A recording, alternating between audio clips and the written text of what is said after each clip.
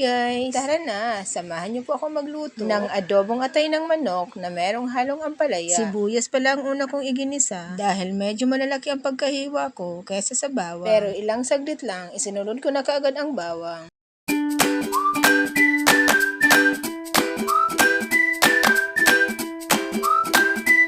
At isinama ko na rin sa paggisa ang tomato paste.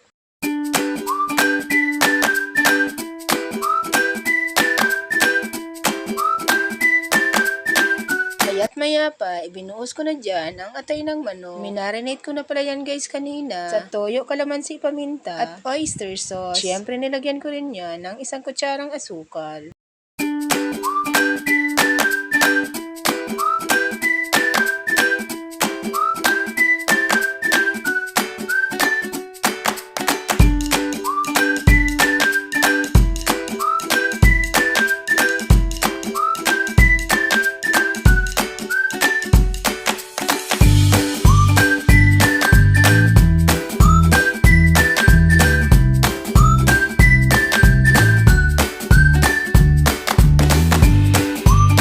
Nang medyo malapit nang matuyo ang sabaw, inilagay ko na rin ang bell pepper.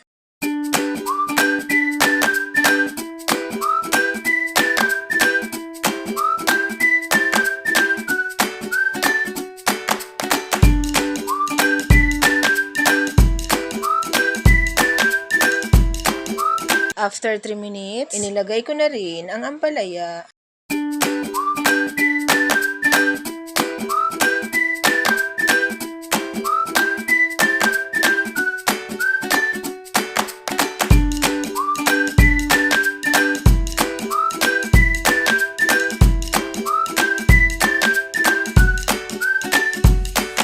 Ayan guys, luto na po yan. Kain na po tayo. Thank you for watching. Bye!